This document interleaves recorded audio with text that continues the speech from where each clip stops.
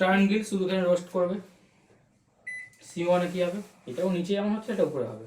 এখানে C1 এ ওনার 70 roast 30 boil, আর C2 তে 50 roast 50 boil. এটা যে নিচে হচ্ছে এটা উপরে হচ্ছে, ঠিক আছে।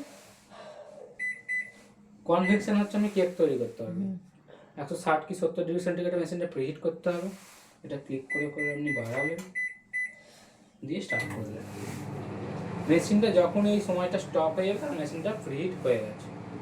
দরজা করার সাথে সাথে কেক পুরো রেডি করে রাখতে হবে। দরজা করার সাথে সাথে কেক দিয়ে সময় দিয়ে স্টার্ট। 30 সেকেন্ডের মধ্যে কিন্তু এটা করতে হবে। 30 সেকেন্ডের মধ্যে না দিয়ে করতে পারেন সেটা কিন্তু কনভেকশন মোড থেকে মাইক্রো মোডে চলে গেলে কেকটা কিন্তু পুড়ে যাবে, আলটিমেটলি কেকটা কিন্তু হবে না। আপনি যদি ঠিকঠাক করে করেন 10 সেকেন্ডের মধ্যে হয়ে যাবে। 30 সেকেন্ড মানে ম্যাক্সিমাম, অনেকটাই সময়, ঠিক আছে। সময় দিয়ে স্টার্ট। সময়টা আমি কি করে বুঝবো? যখন এটা সময়টা স্টপ হয়ে গেল, সময়টা স্টপ হয়ে যাবে, দরজা খুললেন, ওই সময়টা উড়ে চলে যাবে।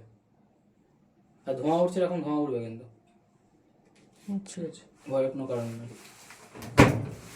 সময়টা উড়ে চলে গেল, আমরা কেক দিলেন, সঙ্গে সঙ্গে তারপর 30 মিনিট দিয়ে স্টার্ট করে দেবেন।